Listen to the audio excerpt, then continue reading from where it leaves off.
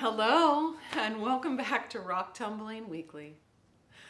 I'm Shannon, and I love rocks and gemstones, and rock tumbling is one of my favorite hobbies, and you'll see how much I love rock tumbling today because it's raining.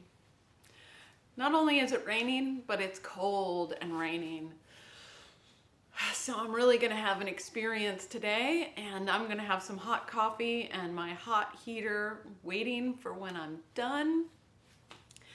But I wasn't even sure I would be able to film today because the flu bug hit our household, and we've been like nursing and taking care of kids the last several days, and they've missed some school, and I wasn't sure if they would be in school today or at home, or if I might get sick too. I wasn't sure.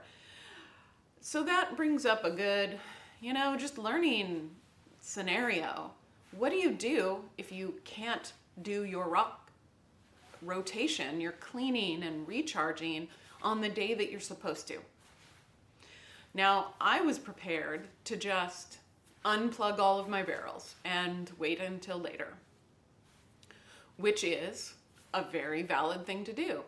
It's important to note that Jaspers and Agates, you can just leave them running because they're really tough and really durable, and a few more days of running in the slurry isn't gonna hurt them.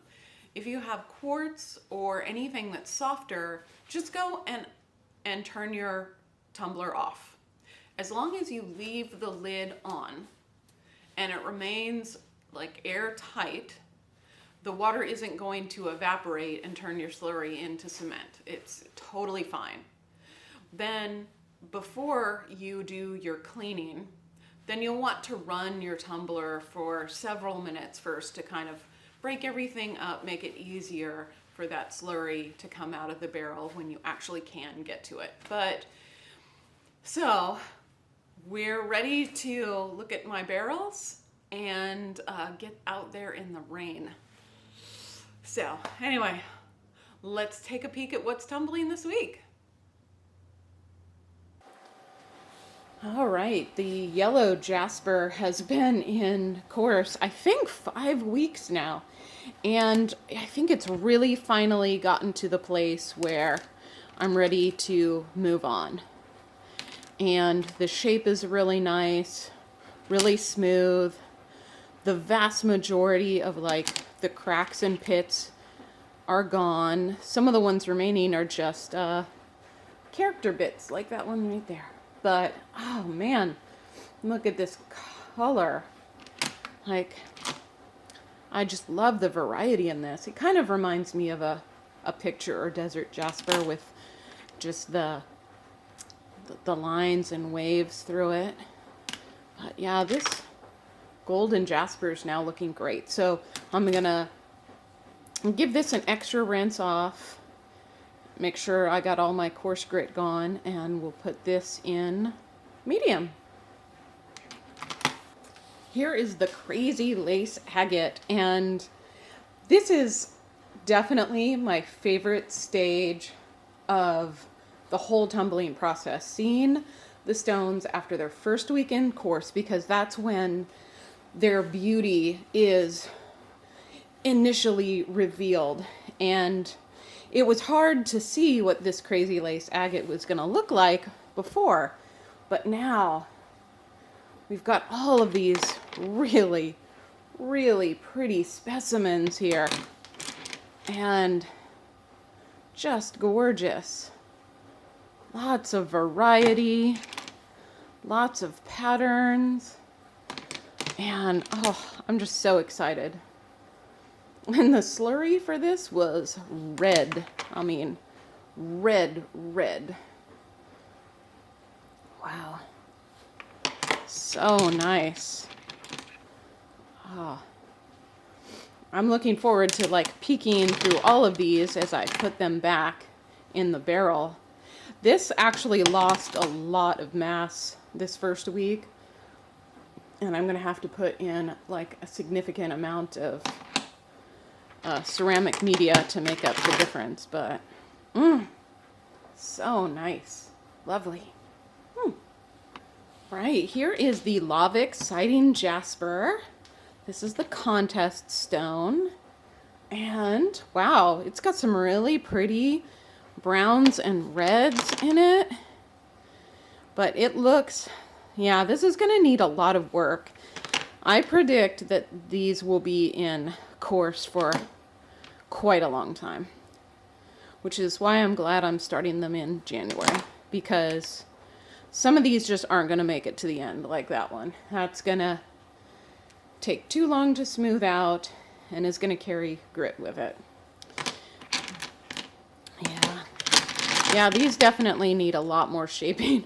I honestly don't know that I have 5 that can get there, because these are all so like pitted and wonky.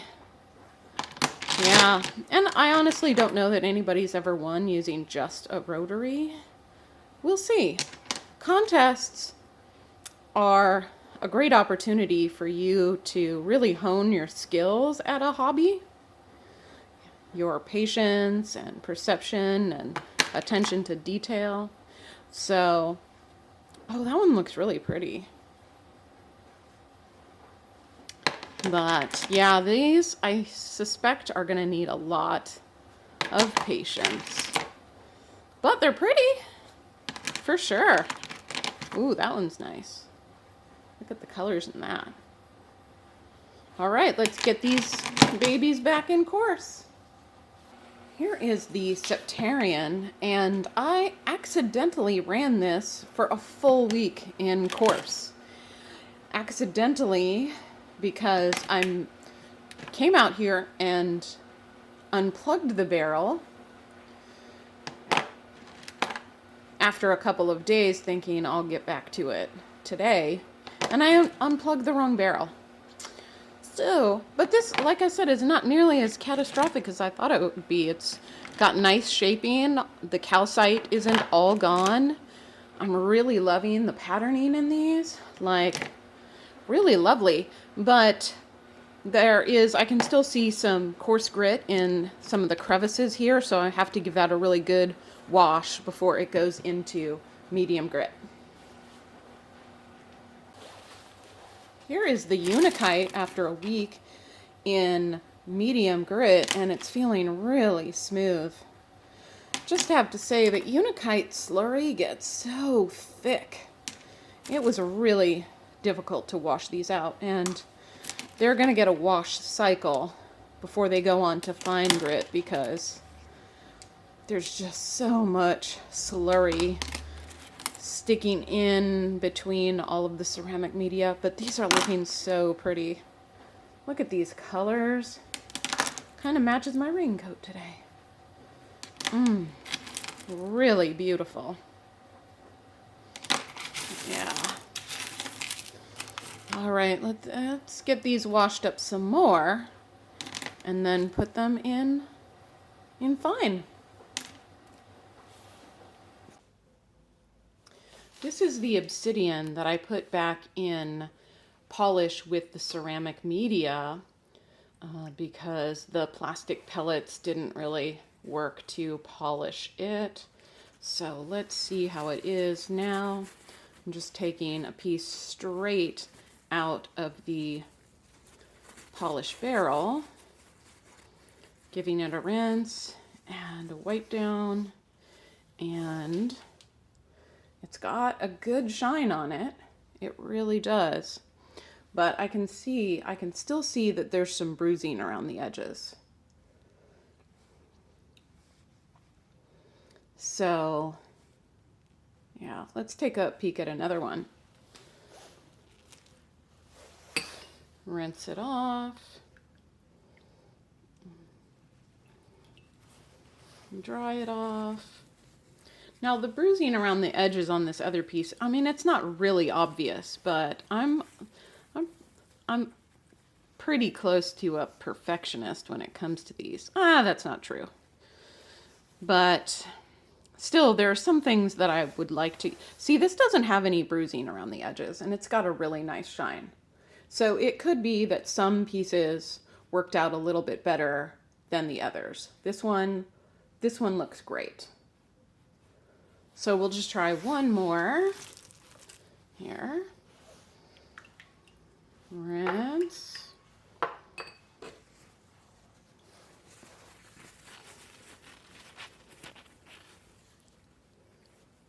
Dry. And yeah, super nice shine on that. And I don't see any bruising on that one either. So it could just be that first stone that I picked. But yeah, this is looking really nice. And I'm gonna rinse off the rest of these and burnish them and show you the finished product. All right, so let me introduce you to my new friend, Ray. This is the Raytech Tumble Vibe 5. And several of you have asked if I'm ever going to start working with a vibratory tumbler. And I have decided I'm going to give it a try. Now, I chose this one because it's gotten some good feedback on the Rock Tumbling Hobby Forum. It's small, like this holds 4 pounds of rock, and it's much less expensive, like a third of the UVs and Lottos. And if you're thinking of trying a vibratory tumbler and you don't want to shell out all that money, not knowing if you're going to like it or not, this is a good option. So this I got for about $95, and then per advice from the forum, I got a separate bin barrel for polish, and that was $26. And I'm going to try it out today. Now, rotary tumbling is still my main focus because I feel that those tutorials are more accessible to those who just have a single tumbler. They are a hobbyist. But I do know, and I do recognize that there are some gemstones that just aren't going to work pure rotary. And what I'm going to do today is I'm going to try to refinish some Indigo Gabbro that I did recently. And the end result in the rotary turned out okay. But I'm thinking by running it through fine and extra fine and polished with the vibe that I can really improve it. That is my hope. So what I'm going to do now is I'm going to show you the current status of the Indigo Gabbro so that we can do a contrast and compare afterwards. And it should really only take like 3 or 4 days using the vibe, that whole process. So next week, you should be seeing all of the results if I, do this correctly. I am a little bit nervous. All right, let's get started. Let me show you the Gabbro. Here is the Indigo Gabbro that I finished, I don't know, probably a month or two, probably 2 months ago that I finished. And I didn't show off the finished product because I thought it was just okay. And I wouldn't put this up in my online store as it is. And, it got a shine for sure, but there just appears to be a lot of bruising still with this. So, yeah, that one shows it nice. It's got shine, but it's also got bruising. And I tried to resolve this using some different techniques in the rotary, and it just didn't work. So this is why I'm gonna try out Ray, the Tumble Vibe 5, and see how it does. So I'm going to take a couple shots of these before, and we can compare them to after. Okay, here is the Obsidian after burnish. And one, I wanted to point out 2 things. That all of this Obsidian on the bottom was in regular wet aluminum oxide polish with ceramic media, and it got a really great shine. However, I can still see bruising on it. So, I'll probably run this all again through the vibratory just to see if that fixes this problem.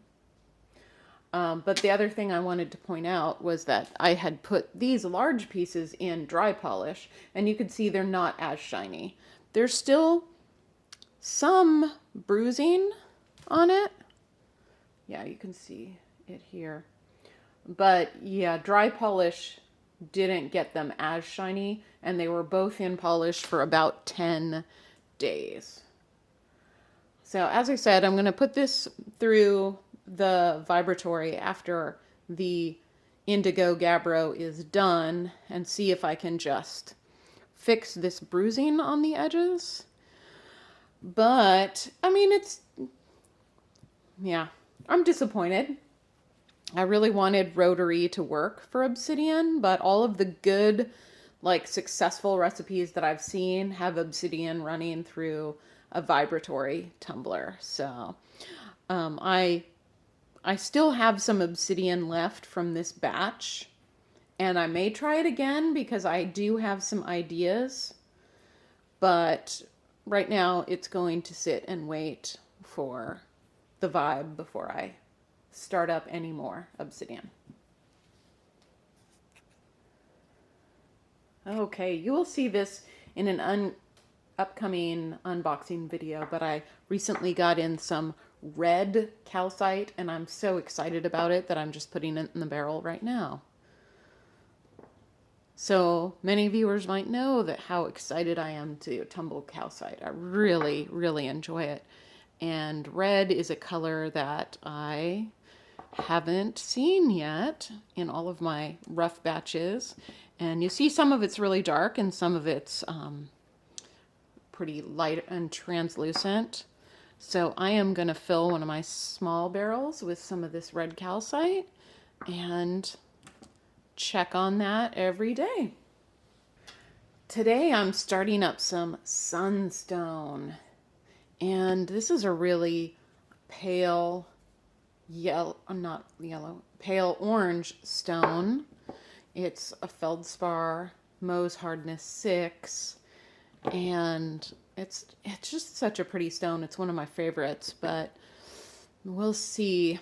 I suspect this is going to be a tumble that takes a little bit of patience because you've got the orange and you've got the white minerals in there. There may be some undercutting I'll have to look for in the later stages, but I'm excited to get this in a barrel in some coarse today and then show you again next week. Well, thanks for joining me today on this rainy day, and finally got out of the rain. I got dried off. I'm a little warmer. And wow, was that my imagination or was that a pretty big week? Lots going on. And I'm really excited to show you an update then next week. I'm disappointed about Obsidian, but I'm not giving up on it because I love all of the different varieties of Obsidian, and I really want to get some sort of method down. And my coffee's brewing in the background, so if you hear that trickling. Anyway, thanks for joining me this week, and you know, if you're an experienced rock tumbler or if you're new to rock tumbling and you just want to see how I tumble a wide variety of gemstones, then make sure to hit the subscribe button so you'll see whenever I post a new gemstone video. Thanks again, and I'll see you again next week.